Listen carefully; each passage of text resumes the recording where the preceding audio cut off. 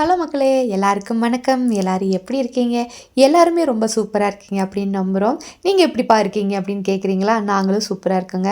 அப்புறம் நம்ம சேனல் பார்த்து நம்மளை சப்ஸ்கிரைப் பண்ணி சப்போர்ட் பண்ணுற எல்லா நல்ல உறவுகளுக்குமே ரொம்ப ரொம்ப நன்றி சொல்லிக்கிறேன். சரி வாங்க இன்றைக்கான வீடியோக்குள்ளே போகலாம். ஒரு 2-3 நாள் எடுத்த வீடியோன்னு வச்சுக்கோங்களேன். அதை தான் உங்கள் கூட கொஞ்சம் கொஞ்சமாக எடுத்து ஷேர் பண்ணுறேன். இது வந்து நம்ம பிங்கி பாப்பா வந்திருந்தாங்க இல்லையா? அப்போ வந்துட்டு இந்த இலையில வந்து கொழுக்கட்டை வச்சா ரொம்ப ரொம்ப பிடிக்கும். அதனால தான் அதை ரெடி பண்ணிகிட்ருக்கேங்க. அரிசி மாவு கொஞ்சம் குறுனையாக இருக்கிற அரிசி மாவு எடுத்துக்கலாம். அப்படி இல்லாட்டி இதை ரவை எடுத்துக்கலாம். ரவையில் செஞ்சாலும் கொஞ்சம் டேஸ்ட்டாக தான் இருக்குது, அரிசி மாவில் செஞ்சாலும் டேஸ்ட்டாக தான் இருக்குது. நான் வந்து இன்றைக்கி ரவை தான் எடுத்திருக்கேன். நல்ல ரவை எடுத்துக்கோங்க, வறுக்காத்த ரவை எடுத்துக்கோங்க. அது கூட வந்துட்டு ஏலக்காய் கொஞ்சம் போல், சீரகம் கொஞ்சம் போல், அடுத்து பார்த்திங்கன்னா கொஞ்சம் முந்திரி, அதுக்கப்புறம் அந்த தேங்காய் கொத்து இருக்கும் பார்த்திங்களா, அதை வந்து நல்லா கொஞ்சம் வறுத்தெடுத்து அதையுமே சேர்த்துக்கோங்க. தேங்காய் பூவும் சேர்த்துக்கோங்க. கொஞ்சம் போல் உப்பு மறக்காமல் சேர்த்துக்கோங்க. அப்போ தானே அந்த இனிப்பை எடுத்து கொடுக்கும். இது எல்லாமே நல்லா பிசைஞ்சிட்டு நம்ம சர்க்கரை இருக்கும் பார்த்திங்களா, அதை வந்து உருக்கி வச்சுருக்கேன். சர்க்கரை துருவி சேர்த்துக்குப்பாங்க ஒரு சிலர். நான் வந்துட்டு சர்க்கரை பாகு மாதிரி எடுத்திருக்கேன். கம்பி பதம் அதெல்லாம் தேவையில்லை, கரைஞ்சா போதும். இது எல்லாமே சேர்த்து நல்லா மிக்ஸ் பண்ணணும். நம்ம ரவை சேர்த்துருக்கறனால இந்த சர்க்கரை சேர்த்த உடனே கொஞ்சம் லூஸாக இருக்கிற மாதிரி இருக்கும். அப்படியே டக்குன்னு ஒரு 10 நிமிஷம் வச்சோன்னு வச்சுக்கோங்களேன், ஊறிடும். அப்படியே இந்த இதை ஃபுல்லாக அதை உறிஞ்சி எடுத்துருமா, அப்போ கரெக்டாக இருக்குங்க. இந்த இலை வந்து நம்ம பிரியாணி இலை இருக்கும் பார்த்திங்களா, பிரிஞ்சி இலைன்னு சொல்லுவோம்ல, அதே மாதிரி தான் இருக்கும். பிரிஞ்சி இலை வந்து கொஞ்சம், பிரியாணி இலை வந்து கொஞ்சம் சின்னதாக இருக்கும். இலை அப்படிங்கிறது வந்து கொஞ்சம் நீட்டமாக கொஞ்சம் பெருசாக இருக்குமுங்க. இங்கே வந்துட்டு மலை வாழ்வு மக்கள் இருக்காங்க. வாய் கொஞ்சம் உளருதா?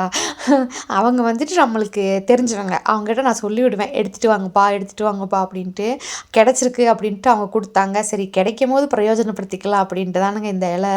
இப்போ முதல் மாதிரி எல்லாம் இந்த ஏரியாவில் இல்லை, அந்த மாதிரி உள்காட்டில் தான் இருக்குது. இல்லாட்டி ஒருத்தவங்க வீட்டில் வச்சுருப்பாங்க, அப்படி தான் வாங்கணும். இது கிடைக்குமே.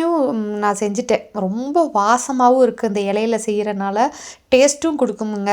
ரொம்ப முன்னோர்கள் வந்து சும்மாவா ஒவ்வொரு இதை கண்டுபிடிச்சி வச்சுருக்காங்க அப்படிங்கிறத இதை பார்க்கும் போதே தோண ஆரம்பிச்சிடும். இந்த இலையில வந்து நம்ம அந்த எல்லாமே மிக்ஸ் பண்ணி வச்சுருக்கிறத உள்ளே வச்சுட்டு இந்த இலையோட காம்பை உள்ளே விட்டுட்டோம் அப்படின்னா லாக் ஆகிக்கிறோம், அது வாட்டுக்கு இருந்துக்கிறோங்க.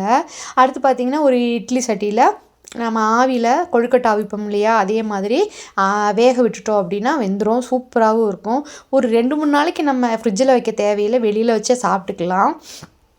இனி கொஞ்சம் இந்த என்ன சொல்கிறது, சக்கப்பழம், வாழைப்பழம் இது எல்லாமே சேர்த்து செஞ்சால் சூப்பராகவும் இருக்கும். நம்மகிட்ட இப்போதைக்கு பலாப்பழம், சக்கப்பழம்னு சொல்லுவோம் இல்லையா, பலாப்பழம் வந்து சீசன் இல்லை, அதனால் பலாப்பழமும் இல்லை, வாழைப்பழமும் நான் சேர்க்கலை. இதுவே போதும் அப்படிங்கிறதுனால அப்படியே செஞ்சுட்டேனுங்க. ரொம்ப சூப்பராகவும் டேஸ்ட்டாகவும் இருந்துச்சு. அதுக்கப்புறம் பார்த்திங்கன்னா பிங்கி வந்து ஒரு 2-3 நாள் லீவு தான் இருக்குது, அதனால தானே வந்திருந்தாங்க. அப்படியே கிளம்பணும் அப்படின்ட்டு அதை பேக் பண்ணுறது, எடுத்து வைக்கிறது, இந்த மாதிரி வேலை தாங்க ஓடிட்டு இருந்துச்சு. விடிய காலையில் ஒரு 3 மணி இருக்கும், எந்திரிச்சிட்டு பாப்பாவுக்கு கொண்டு போகிறதுக்கு சாதம், அப்புறம் பார்த்திங்கன்னா ஊறுகாய், அப்புறம் மீன் வறுவல், இது எல்லாமே பிங்கிக்கு கொடுத்து விட்ருவோம் அப்படின்ட்டு மதியத்துக்கு அங்கே சாப்பிட்றதுக்கு. ஹாஸ்டலில் இருந்தாங்க அப்படின்னா பார்சல் ஹாஸ்டலில் இருந்தே கொடுத்து விடுவாங்க. நம்ம வீட்டில் இருந்து போகிறனால மறுபடியும் ஹாஸ்டல் போய் காலேஜ் வர கொஞ்சம் தூரம், அதனால இங்கேருந்தே கொடுத்து விட்டுறது. காலையில் சாப்பிட்றதுக்கு ஒரு 8:30க்கெல்லாம் பஸ் அங்கே போயிடும். அப்போ என்ன டிஃபன் சாப்பிட்றோம், அங்கிட்டு இங்கிட்டு ஹோட்டலுக்கு ஓட முடியாது அப்படிங்கிறதுனால நேந்திரம் பழம் இருக்கும் பார்த்திங்களா, அதை வந்து அவிச்சு ஒரு 2 பழத்தை கொடுத்துட்டேன். 2 பழம்லாம் சாப்பிட மாட்டா, இருந்தாலும் கூட படிக்கிற பிள்ளைங்க இருக்கும் போது ஒருத்தவங்கள விட்டுட்டு ஒருத்தவங்க சாப்பிட முடியாது, அவங்களுக்கு ஷேர் பண்ணி சாப்பிட்டுக்க பாப்பா அப்படின்ட்டு அதையுமே கொடுத்துட்டேனுங்க.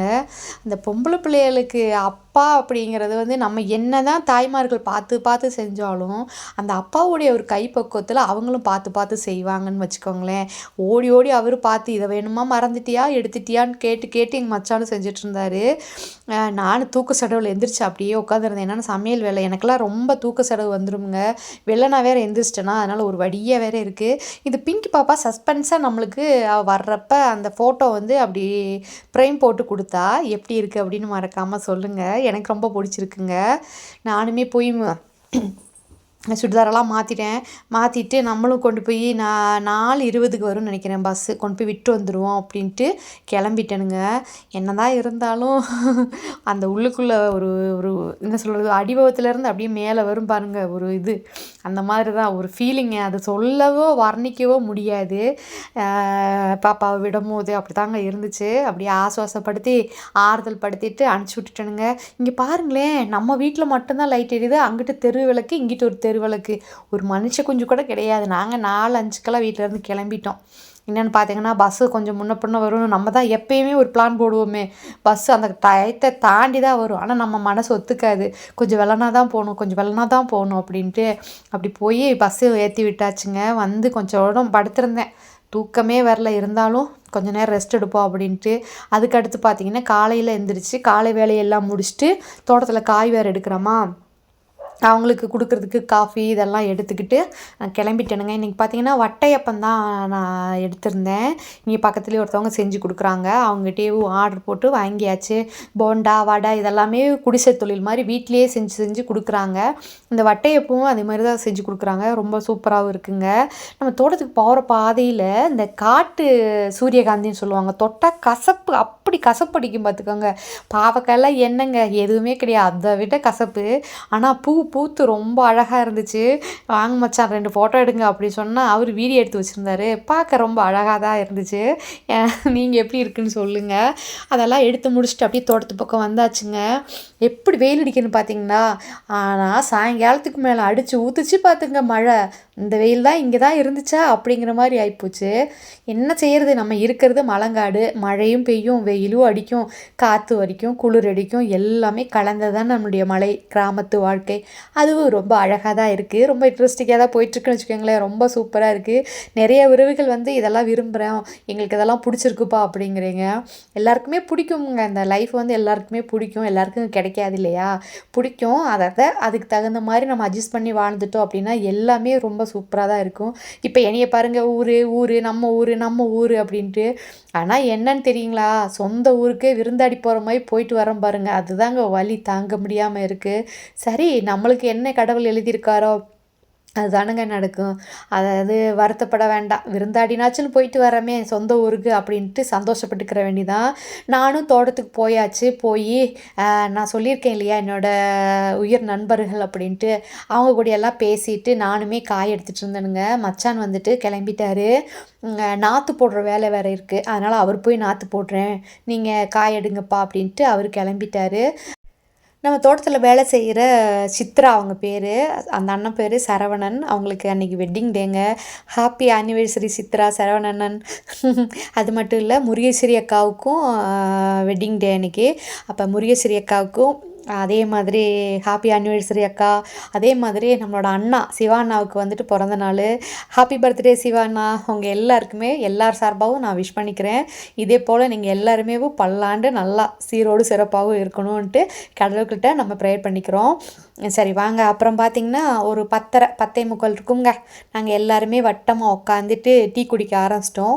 இங்கே பொதுவாகவே ஏலக்காட்டில் வந்து ஒரு 10:30 மணி இல்லாட்டி 11 மணிக்குள்ளே வந்துட்டு ஒரு டீ பிரேக் இருக்குதுன்னு வச்சுக்கோங்களேன். அப்போ காலையிலே வந்திருப்போம்.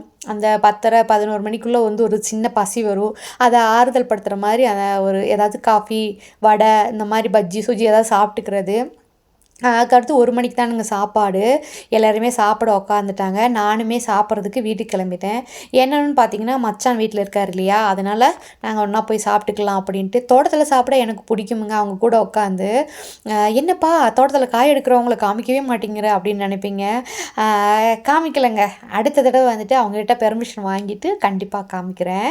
அடுத்து பார்த்திங்கன்னா, மீன் ஊறுகாய் தானுங்க போட்டுட்ருக்கேன். கொஞ்சம் மீன் எடுத்துகிட்டு வந்திருந்தாரு, அதை வந்து கொஞ்சத்தை குழம்பு வச்சுட்டு கொஞ்சத்தை வந்து ஊறுகாய் போட்டுக்கிட்டேனுங்க. ரொம்ப சூப்பராகவும் வந்துருந்துச்சு, டேஸ்ட்டாகவும் இருந்துச்சுங்க. இந்த மாதிரி நம்ம ஊறுகாய் போட்டு வச்சுக்கிட்டோம் அப்படின்னா ஒரு 5-6 மாதத்துக்கு நல்லாயிருக்குங்க. பிங்கிக்கு ஊறுகாய் போட்டு கொடுத்துட்டேன். இது வந்துட்டு என்னோடய ஃப்ரெண்டுக்குங்க. இதெல்லாம் செஞ்சு முடிச்சுட்டு அன்றைக்கி அவ்வளோதானுங்க. அதுக்கப்புறம் வீடியோ எடுக்க முடியல. என்னப்பா எங்கே கிளம்பிட்ட, எங்கேயோ கிளம்புற மாதிரி காமிச்சா இப்போ என்ன மீன் வறுவல் சாப்பிட்றா அப்படின்னு பார்க்குறீங்களா? நான் வந்துட்டு ரொம்ப நாள் கழிச்சு எங்கள் அம்மா வீட்டுக்கு போயிருந்தேனுங்க. எங்கள் அம்மா நான் கோயிலுக்கு போயிருந்தோமா, அங்கே பார்த்துட்டு வாப்பா வீட்டுக்கு அப்படின்னு கூப்பிட்டுருந்தாங்க. சரி அப்படின்ட்டு நானும் போயிட்டேன். அங்கே போனாக்க எங்கள் அப்பாவுக்கு ஃபோன் பண்ணி மீன் எடுத்துகிட்டு வர சொல்லி, மீன் குழம்பு, மீன் வறுவல் அப்படின்ட்டு சமைச்சு சூப்பராக அசத்திட்டாங்க. இதாங்க எங்கள் அப்பா அம்மாவோட வீடு. ஒரு பெரிய ஹால், ஒரு சிட் அவுட்டு, ஒரு பெரிய ஹால் இருக்குங்க. ஹால்லேயும் டைனிங் ஹாலும் கொடுத்துருக்காங்க. தனியாக ஒரு இது ஆர்ச் மாதிரி வச்சு 3 பெட்ரூமுங்க. ஹால்லேருந்து இங்கிட்டு போனோம்னா இது ஒரு பெட்ரூமு, இது நடுவில் ஒரு பாத்ரூமு, இங்கிட்டு பார்த்திங்கன்னா இதுவுமே ஒரு பெட்ரூமுங்க. இது வந்து டைனிங் ஹாலு, அது கிச்சன். பின்னாடி வந்து பார்த்திங்கன்னா ஒரு ஒர்க்கிங் ஸ்பேஸ் மாதிரி கொடுத்துட்டு அங்கே ஒரு பாத்ரூமு, அங்கே ஒரு விறகடுப்பு வைக்கிற ஒரு கிச்சன், இந்த மாதிரி தானுங்க அமைச்சிருக்காங்க. இங்கே பக்கத்தில் தான் இருக்குது. ரொம்ப சூப்பராக தானுங்க இருக்குது. அதுக்குள்ளேயும் பார்த்திங்கன்னா எங்கள் அம்மா வந்துட்டு அப்படியே மீன் வறுவலும் மீன் குழம்பு வச்சு சமைச்சு அசத்திட்டாங்க. ரொம்ப நாள் கழித்து அம்மா கையில் வச்ச மீன் குழம்பும் மீன் வறுவலோட சாதம் சாப்பிடும் போது ரொம்ப ரொம்ப சந்தோஷமாக இருந்துச்சுங்க. என்னமோ ரொம்ப ஹாப்பியாக ஃபீல் பண்ணேன்னு வச்சுக்கோங்களேன். அதை சொல்லவும் வார்த்தையே இல்லை, அந்தளவுக்கு எனக்கு ஹாப்பியாக இருந்துச்சு. நான் உட்காந்து சாப்பிட்டுட்டு இருந்தேன். இவங்க தான் எங்கள் அம்மா. நிறைய உறவுகள் கேட்டிருந்தீங்க காமிங்க அப்படின்ட்டு. இவங்க தானுங்க எங்கள் அம்மா. எங்கள் அம்மாவுக்கும் ஒரு ஃபீலிங் இருக்கும், என் பிள்ளை சின்ன பிள்ளையாக இருக்கும்போது நம்ம வாழ்வுக்காக இங்கே அங்கே போய் அலைஞ்சனால பிள்ளைய சரியாக பார்க்க முடியலையே அப்படிங்கிற வருத்தம் ஏக்கம் எல்லாம் அவங்களுக்குள்ளே இருக்கும் இல்லையா. என்ன பண்ணுறது, அப்படி ஒரு சூழ்நிலையில் நம்ம பிரிஞ்சிருக்கணும்னு கடவுள் எழுதியிருக்கார் போல், அதனால் பிரிஞ்சு இருந்துட்டோம். அதெல்லாம் நீ நினச்சி வருத்தப்பட வேண்டாம் அப்படின்னாங்க. இல்லைம்மா, அப்பப்போ எனக்கு உங்களை நினைக்கும் போது அந்த ஞாபகம் வரும், அதனால தான், வேற ஒன்றும் இல்லை அப்படின்னு. எங்கள் அப்பா பார்த்திங்கன்னா பிள்ளைய வந்திருக்கு அப்படின்ட்டு இதை தான் வாங்கி கொடுப்போமா இல்லை அதுதான் வாங்கி கொடுப்போமா அப்படின்ட்டு அவர் போய் என்னென்னமோ வாங்கிட்டு வந்திருந்தாருங்க. ஃப்ரூட்ஸு, நட்ஸு, அந்த மாதிரி பால், தயிர். என் மகனுக்கு ரொம்ப பிடிக்கும் பிரியாணி அப்படிங்கிறதுக்காக அவனுக்கு பிரியாணி வாங்கிட்டு வந்திருந்தாங்க. இது குடிக்க எனக்கு பிடிக்கவே பிடிக்காது, ஏன்டா குடிச்சேன்னு கேட்டேன். ஆனால் அது பிடிக்கிறது பாருங்கள் எப்படின்ட்டு, அது விரும்புதுங்க குழந்தைங்க, நம்ம என்ன பண்ண. அப்படியேவோ அங்கேருந்து சாப்பிட்டுட்டு அப்படியே வீட்டுக்கு வந்துட்டோங்க. எங்கள் அப்பா தான் அவர். எங்கள் அப்பா சட்டப்படலை, என்னையே ஏன் வீடியோ எடுக்கிற அப்படின்னாங்க. இருந்தாலும் அம்மாவை காமிச்சிட்டேன்ப்பா, உங்களையும் ஒரு ஒரு வாட்டி காமிச்சிக்கிறேன் அப்படின்ட்டு தான் எடுத்திருந்தேன். இது வந்து பார்த்திங்கன்னா மறுநாளுங்க. அதுக்கும் மறுநாள். என்னப்பா 2-3 நாள் சொன்னேன், நீண்டிகிட்டே போகுது அப்படின்னு பார்க்குறீங்களா? ஆமாங்க, இது அதுக்கு மறுநாள் தான் எடுத்தேன். காலையில் வீட்டு வேலை எல்லாமே முடிச்சாச்சு. நேற்று நான் தானே பெஞ்சேன் அப்படிங்கிற மாதிரி வெயில் அடிக்கிறாங்க. மழை அப்படி பேஞ்சு ஊற்றுச்சுங்க. அதெல்லாம் மறந்து வெயில் வரவுமே பாருங்கள் எப்படி கிடக்கு அப்படின்ட்டு. அஜோவுக்கு வந்துட்டு கொஞ்சம் 8 மணிக்கெல்லாம் ஸ்கூலுக்கு வர சொல்லியிருக்காங்க. என்ன வெள்ளனா வரணும், 10th அப்படிங்கிறனால ஸ்பெஷல் கிளாஸ் வைக்கிறாங்க.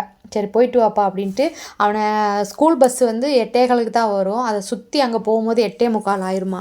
அதனால் லைன் பஸ் இருக்கும் பார்த்திங்களா, லைன் பஸ் அப்படின்னா நம்ம சாதாரணமாக வர்ற பஸ்ஸு, ரூட் பஸ்ஸு, அந்த பஸ்ஸில் ஏற்றி விட்டுட்டோம் அப்படின்னா 10 நிமிஷத்தில் ஸ்கூலுக்கு போயிடுவான் அப்படின்ட்டு அவனை விட்டாச்சுங்க. விட்டுட்டு நானும் எங்கள் மச்சானுமே ஒரு வேலையாக போயிருந்தோம். போயிட்டு வர்றப்ப பார்த்திங்கன்னா நம்ம பீனாட்ட போயிருந்தோமுங்க. பீனாவை பார்த்து கொள்ள நாள் ஆச்சு. என் ஃப்ரெண்டு உங்களுக்கு தெரியும் இல்லையா, அப்போ கொள்ள நாள் ஆச்சு பார்த்து, சரி போய் ஒரு எட்டு பார்த்துட்டு வந்துடுவோம் அப்படின்ட்டு தானுங்க அங்கே போயிருந்தோம். அங்கே போனாக்க வீட்டில் ஆளக்கானா, எங்கே இருக்குது அப்படின்னு கேட்டதுக்கு நான் தோட்டத்தில் இருக்கேன், கீழே இறங்கி வா அப்படின்னா, சரி அப்படின்ட்டு போயிட்டேங்க. இதானுங்க ஜாதிக்காய் மரம், ஜாதிக்காய் பிஞ்சாக இருக்குது. கொஞ்சம் முத்துனதுக்கப்புறம் கண்டிப்பாக அவங்க கூட எடுத்து காமிக்கிறேனுங்க. நான் கீழே வந்து பார்த்தாக்க இந்த செடியெல்லாம் வெட்டி புதுசாக நாற்று போட்டிருக்காங்க. நாற்று போட்டுட்டு அது எல்லாமே தண்ணி அடித்து அதெல்லாம் பார்த்துட்டு இருந்தா, வெயில் நல்லா மண்டையை புழக்கிற வெயில், அதில் நின்று அது பாட்டுக்கு வேலை செஞ்சுட்டு இருந்துச்சு. நான் சரி கொஞ்ச நேரம் அங்கே பேசிகிட்ருப்போம் அப்படின்ட்டு பார்த்துட்டு இருந்தா, ஒரு பூசணி 2 பூசணி நடலாம். ஒரு 10-20 காய் விதைய ஒன்றா போட்டு அங்கே முளைக்க வச்சுருக்கு. நீங்களே பாருங்களேன், இங்கே பாருங்கள், அங்கங்கே கொண்டு போய் முளைக்க வச்சுருக்கு. ஏன்ப்பா இப்படி போட்ட அப்படின்னு கேட்டால், செடி வச்சுருக்கோம் இல்லையா, அதாவது ஏலை செடி வச்சுருக்கோம் இல்லையா, அதில் வந்து களை முளைக்காமல் இருக்கும். இந்த மாதிரி பந்தல் மாதிரி அது வாட்டுக்கு படர்ந்து போகட்டும், காயும் பறிச்சுக்கலாம், களையும் முளைக்காது அப்படின்ட்டு என்ன ஒரு புத்திசாலித்தனமாக பண்ணியிருக்குன்னு பாருங்கள். கொஞ்சம் நேரம் அங்கே நின்று பேசிட்டு, இன்னொரு கொஞ்சம் செடி தான்ப்பா இருக்குது, தண்ணி அடித்து விட்டு வீட்டுக்கு போகலாம் அப்படின்னாங்க. சரி அப்படின்ட்டு நானும் அங்கே நின்று பேசிகிட்டு இருந்தேன். இது பாருங்களேன், நல்லாயிருக்கு. அந்த இடத்துல நிற்கும் போது எங்கள் மச்சான் வீடியோ எடுத்து வச்சுருக்காரு. நாங்கள் ரொம்ப ஆர்வமாக பேசிகிட்டு இருந்தோனுங்க. அடுத்து பார்த்திங்கன்னா அப்புறம் சாயங்காலம் வீட்டுக்கு வந்தாச்சு, இல்லை சாரி, அப்போயே கொஞ்சம் நேரம் கழித்து வீட்டுக்கு வந்தாச்சு. வீட்டுக்கு வந்துட்டு நைட்டுக்கு என்ன சமைக்கிறது அப்படின்ட்டு ஒரே யோசனை. சரி என்ன வேணும் அப்படின்னு கேட்டேன். சப்பாத்தி போதும் அப்படின்னாங்க. அதான் சப்பாத்தி போட ஆரம்பிச்சிட்டேனுங்க. எங்கள் மச்சான்ட்ட சொன்னேன், அன்னைக்கு போட்ட ஞாபகம் இருக்குல்ல, வாங்க வந்து சப்பாத்தி தேய்ங்க அப்படின்ட்டு. இல்லைப்பா என்னாலலாம் முடியாது, நீயே தேய்ச்சிக்க அப்படின்னாங்க. நானே தேய்க்க ஆரம்பிச்சிட்டேனுங்க. அந்த இதெல்லாம் வந்து பழைய சப்பாத்தி கட்டைங்க. அதான் புதுசாக ஒரு இரும்பில் இருக்கும் பார்த்தீங்களா, சப்பாத்தி ப்ரெஸ்ஸு. அதை வந்து வாங்கி கொடுங்கன்னு கேட்டோம். அதெல்லாம் வேண்டாம், அதெல்லாம் நல்லா இல்லை, இதான் நல்லா இருக்குது அப்படிங்கிறாங்க. அது செய்கிறவங்களுக்கு தானுங்க அதோட கஷ்டம் நஷ்டமெல்லாம் புரியும். அதான் இனிமேல் நம்ம போய் வாங்கிக்கிறணும் அப்படின்ட்டு நானும் மலருமே ஒரு பிளான் பண்ணி வச்சுருக்கோம். ஊருக்கு போய் நம்ம என்னென்ன வாங்கணும் அப்படின்ட்டு. அதெல்லாம் கண்டிப்பாக வாங்கணுங்க. இங்கே சப்பாத்தி ரெடி பண்ணிகிட்ருக்கேன். அங்கிட்டு பார்த்தீங்கன்னா சிக்கன் குழம்பு தானுங்க வச்சுட்ருக்கோம். சிக்கன் வறுவலும் கொஞ்சம் சிக்கன் குழம்புமே வச்சாச்சுங்க. வச்சு இன்றைக்கி நைட்டு சாப்பாடு இப்படி தானுங்க போகுது. என்னங்க மக்களே, இன்றைக்கி வீடியோ உங்களுக்கு பிடிச்சிருக்கு அப்படின்னு நம்புகிறேன். மீண்டும் ஒரு வீடியோவில் சந்திக்கலாமா? எல்லா உறவுகளுக்கும் நன்றி, வணக்கம். பாபாய் உறவுகளே.